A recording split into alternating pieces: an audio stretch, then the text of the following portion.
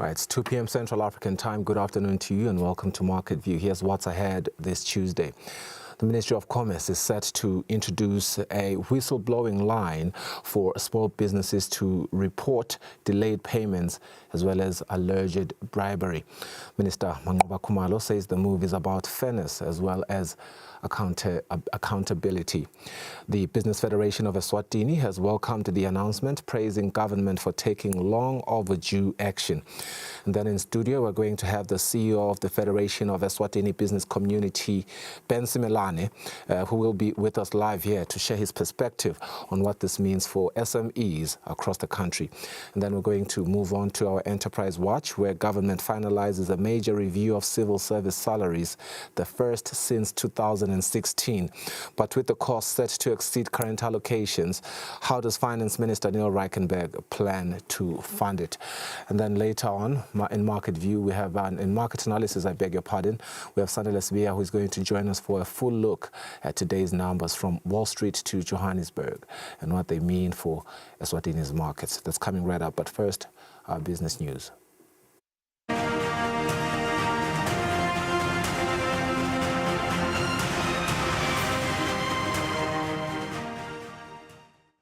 In our first story, the Ministry of Commerce, Industry and Trade is in the process of launching a whistleblowing line for micro, small and medium enterprises to report payment delays. Now, this follows complaints from MSMEs about late payments, including allegation of bribe demands by some officials. The Honourable Minister, Mangoba Kumalo, announced the move in response to outcries from businesses that are affected by delays from government departments, parastatals as well as private companies.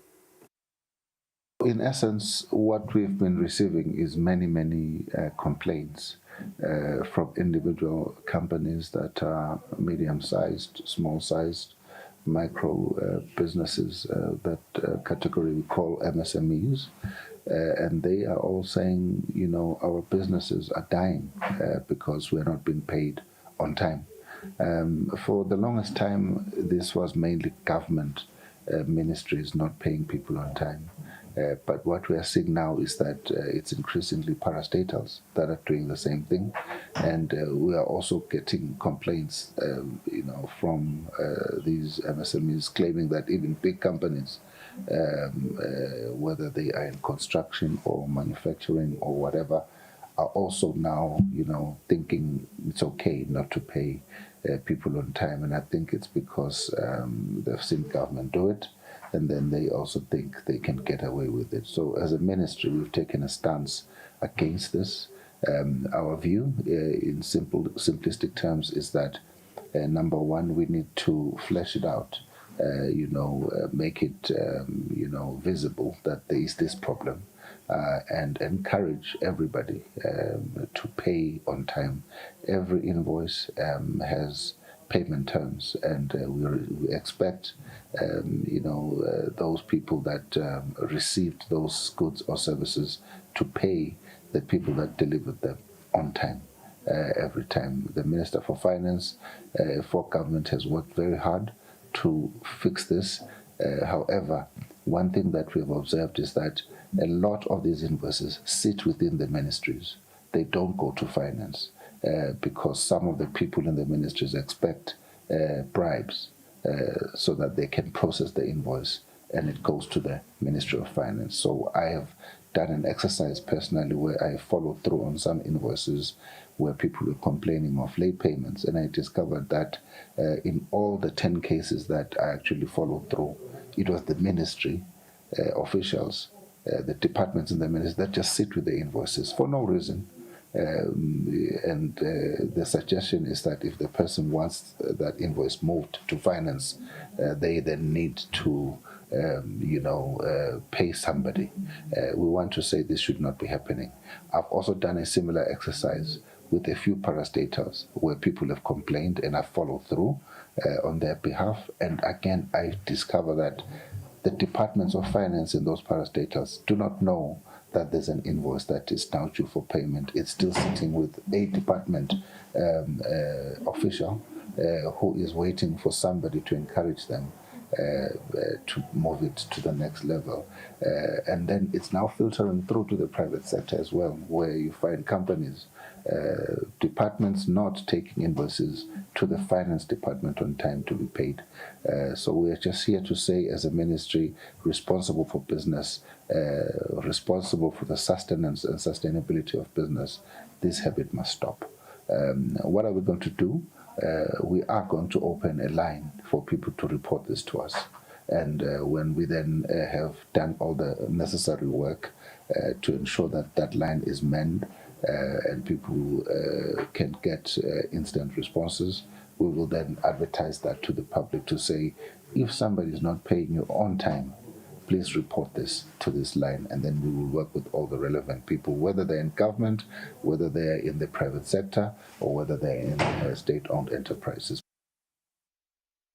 The Business Federation has commended the Ministry of Commerce for taking a firm stance on the issue of delayed payments to small and medium enterprises. President Thulisile Dladla stated that this has been a long-standing concern that required urgent attention. We have now and again visited the Ministry of Finance just to plead with them for payment of our MSMEs. And I think now that the Ministry of Commerce has also taken this step, we are going to see better results. We're going to see better results. I would say this is what we call Nkwe, because we are working together with the Ministry of Commerce now as our line ministry. They are also concerned. Indeed, the policy that has just been provided, the policy, MSME policy 2024 to 2029, it spells out how to empower MSMEs. And if one of these pillars, especially payment of their invoices, is lagging behind, definitely we're not progressing, we're not going anywhere. The policy will be just one of those books that are lying there. But we just want to applaud the minister that he wants to see action now, especially to involve even the private sector and the parastatals. Everybody must ensure that no MSME's invoice is left out. Every MSME must be paid timelessly. Okay, let's have now Ben Simelane, the Chief Executive of the Business Federation of Eswatini Business Community, who is also going to weigh in on this development. Welcome to the program. Thulisile says, this speaks to the Nkwe precision that was, of course, pronounced by His Majesty the King. The Minister of Commerce, Industry and Trade, Mangoba Khumalo, also, articulates with a sigh of relief over the frustration that, they've had with the realization that, indeed, this was happening under their watch in the Ministry of Commerce, Industry and Trade. But I think the crux of it all is that a solution has been found. Just how do you weigh in? What is your immediate reaction as FESBIC? Thank you so much, Mr. Ngumalo, for having me this afternoon. As FESBIC, we actually welcome and appreciate the Honourable Minister's decisive step in reaffirming government's commitment to ensuring prompt settlement of the MSMEs invoices. This has been one of the greatest pains to the MSMEs. Most of them, or some of them, were even out of business due to the lack of payments. But we would like to further call for accountability in implementing. We will hold the minister responsible, Honourable Minister, accountable for the commitment that he has already articulated. This policy is actually commendable, but the success herein lies in the cooperation that probably will be required from the other departments, government departments, as he has already mentioned, and other stakeholders. Absolutely. So, yeah. Absolutely. Sorry, I didn't mean to cut your tongue there.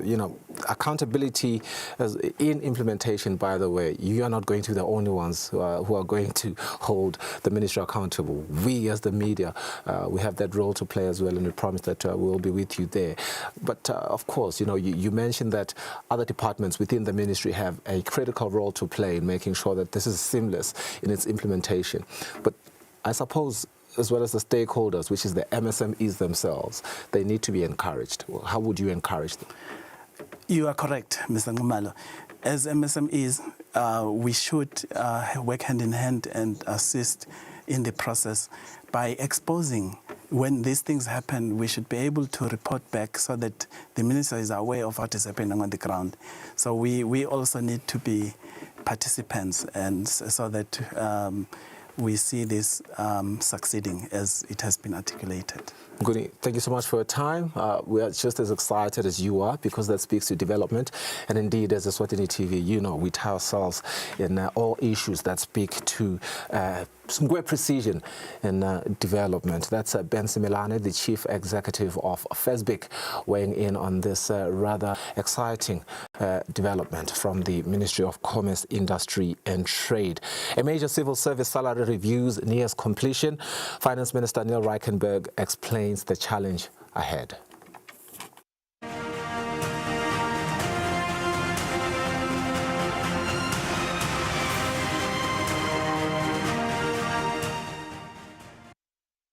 Right now, the government is close to finalizing a major review of civil service salaries. This follows the submission of a draft report to the Ministry of Public Service that happened recently. This extensive review, the first since 2016, seeks to tackle concerns about the rising cost of living for government employees. However, implementation faces serious financial hurdles as the projected costs significantly surpass current budget allocations. How will government handle the review if it is to be this financial year? Let's take a listen to this conversation where the Minister for Finance, Honourable Neil Reichenberg, speaks on this as well as the country's finances. Honourable Minister, thank you for joining us on Market View today. The Central Bank of Eswatini, Minister, last week released the recent economic development report, and we noticed that the debt to GDP ratio has declined to 39.1%. So we wanted to understand, Minister Gwegutse, what is it that you are going to do as a ministry to ensure that the debt to GDP ratio continues to be below the 40%? Thank you very much, Nelly, and thanks for always having me and hearing and having the nation hear our side of the story. So you are correct. The economic update was talking of a 39% debt to GDP. But what we must keep in mind is this year we are taking on quite a bit of debt, more, because this year we're wanting to deal with our arrears once and for all. We have a stock of arrears, and the story of not paying suppliers on time, we want to put it to bed in 2025. And so we have raised $100 million from the World Bank. That money has come in already. It's already been utilized. It reduced supplies. It did very well to reduce.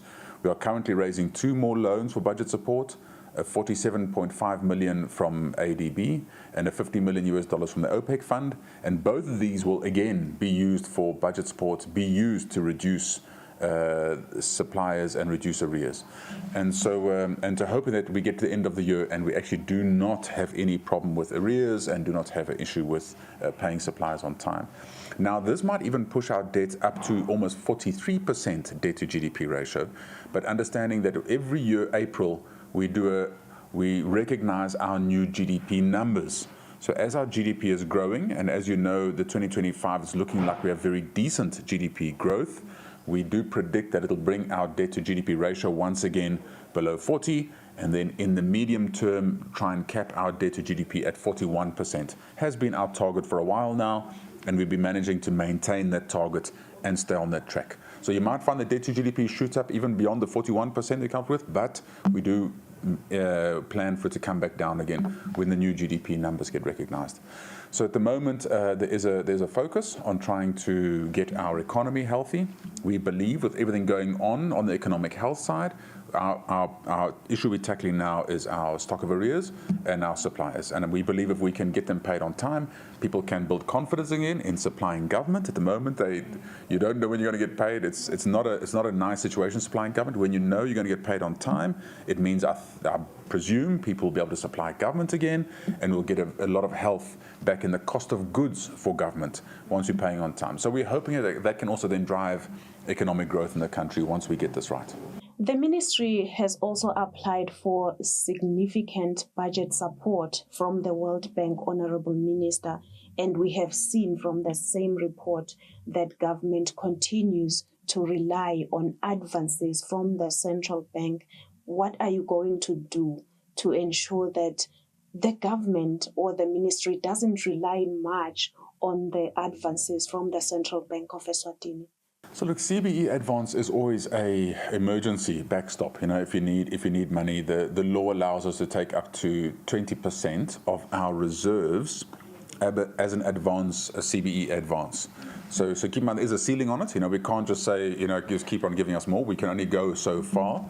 At the moment, we have very strategically been using a CBE advance to pay government salaries.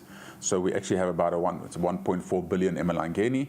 Every time cycle money comes in, we repay it, the central bank advance, and then we take it over the next quarter. Every month we take about 475 million around there for paying salaries on a monthly basis. And that just means we don't have to stress when salary comes because we know that central bank advance is there for that.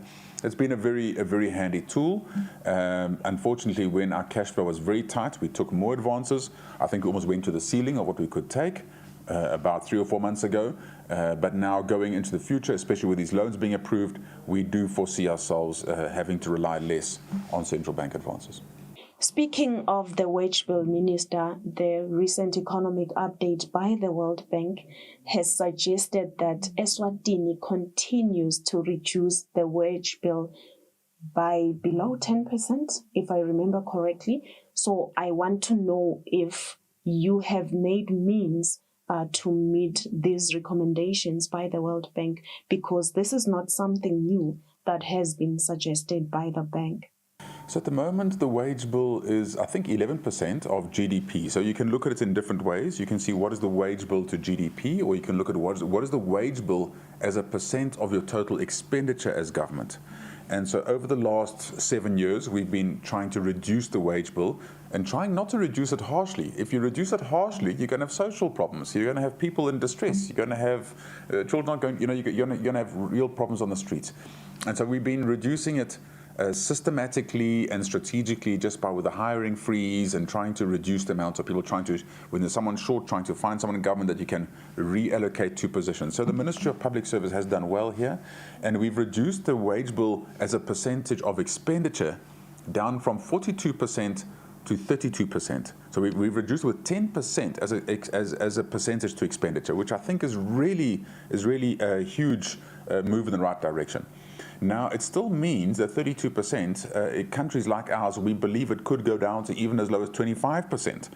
But then government really needs to be able to be a government like, how can I say, developed countries are, where government is just maintaining the core of what needs to be done. And you're not doing the periphery things. You're not grading the roads. You've got something like a road agency fund in place, and they're using contractors to grade the roads. You are using the private sector, all over the place to try and really make sure that you are being more efficient as government by using highly competitive areas within private sector where you can get a good bang for buck. So if we can move in that direction as government, we would still like to continue to reduce the wage bill where possible.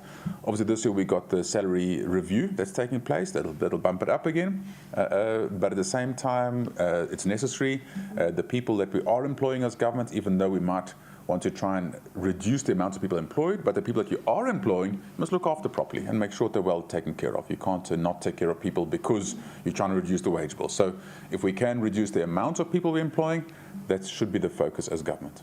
Kula Malanga, Honorable Minister, there's this issue of the salary reviews for civil servants. So I want to understand from you, does government have this money for these reviews? What is going to happen there?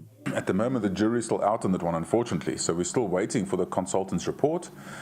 As government, as you know, we have provided 500 million emalangeni in this year's budget, just as a preemptive budget amount for salary review. To try and find more money in this year's budget will be very difficult. And so, unfortunately, if the salary review is showing to be a much higher number, we're going to have to probably try to negotiate with the unions and see what we can do to maybe phase it. So, listen, maybe a certain portion this year, a certain portion next year. We'll have to negotiate at that point and find solutions to the problems. But at the moment, until we know the number, it's very difficult to predict exactly what we can do. You've recently said, Honorable Minister, there is an IMF loan that the government is set to complete very soon. So I want to understand if there are other loan obligations that the ministry is set to close off or complete in the next 3 years, maybe? Off memory, I can't remember the next 3 years exactly, but I recall when I was taking that last loan from Parliament, they asked me the same question, but asked it to say how many in the next 5 years. And so we actually gave them a list, and there were 15 loans, which are tabled in Parliament, so we can access them if we need to. There were 15 loans that are being fully repaid.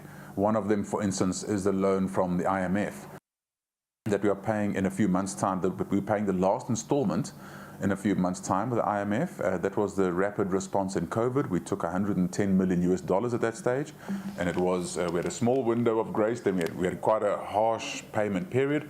It's behind us, and we managed to pay that all off. I think we'll be the only country on the continent not owing IMF money at that stage when we finish paying them off. And the reason for that is we'll leave the IMF for an emergency in case there's any kind of crisis which we hit. That's what the IMF is for, and they're good with that.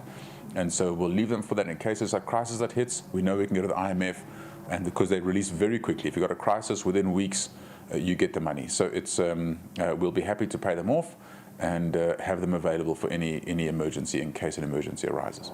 From this conversation, Minister, you've highlighted that you will make sure that suppliers are paid on time. I think that is very important because this has been a thorny issue and it has been reoccurring.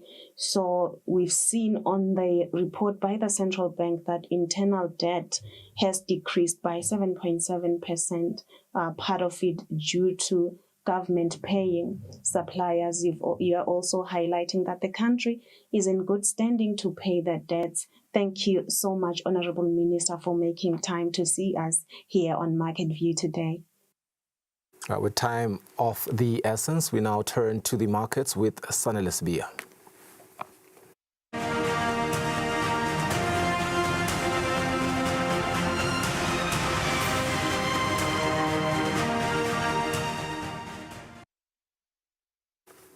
All right, we go from Wall Street to the City of Gold with Sanele now, who joins us virtually via our Zoom video link. Sanele, equities are retreating, so to speak, but we're seeing that crude is down.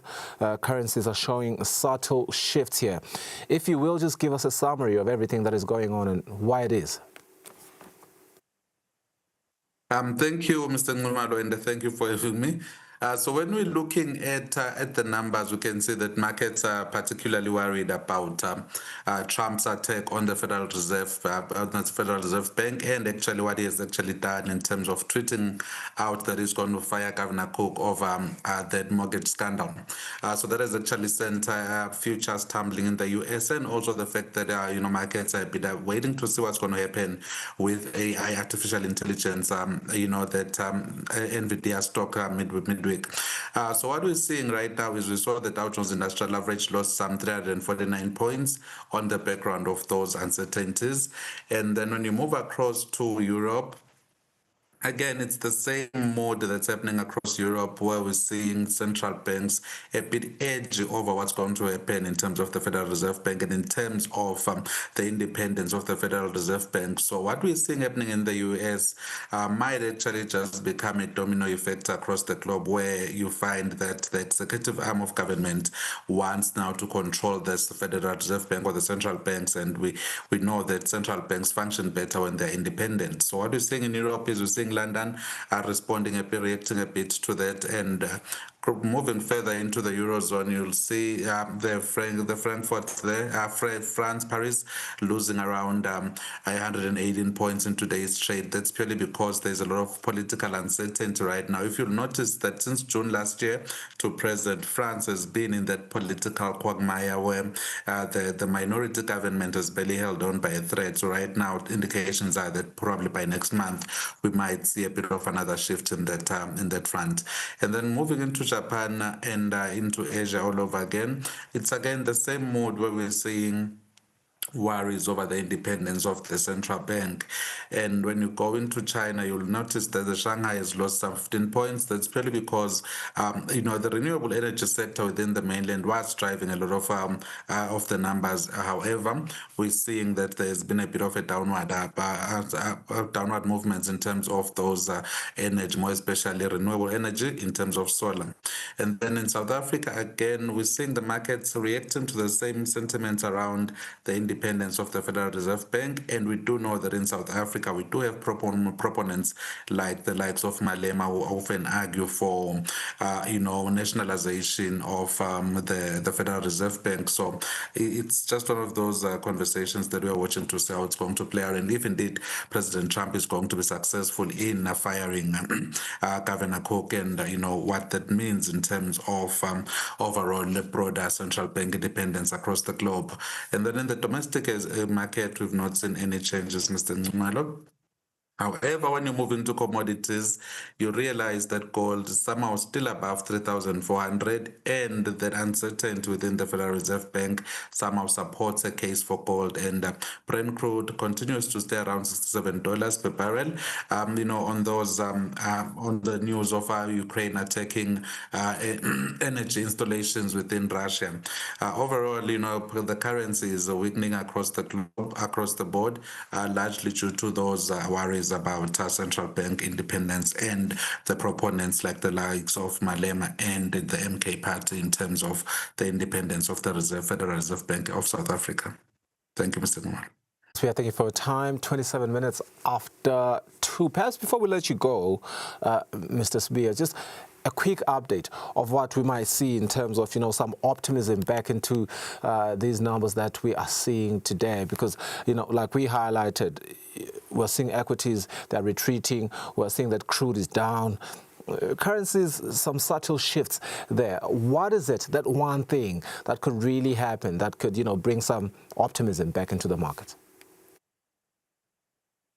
If artificial intelligence, sweetheart, the NVIDIA, if they can post earnings above that 1.3% dividends that is projected by markets on Wednesday, we should see markets coming back above, back into the green, if we can see that the artificial intelligence lens space is beginning to pay off.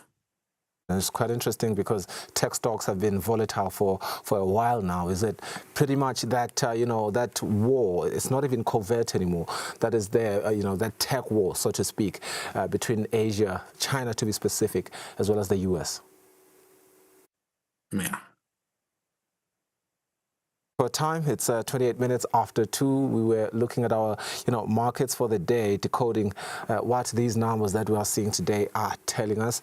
And yes, indeed, we have come to the end of our show today. You have been watching Market View on Eswatini TV. Thank you so much for staying with us. We hope that you enjoy other programs that Eswatini TV has to offer you. Bye-bye.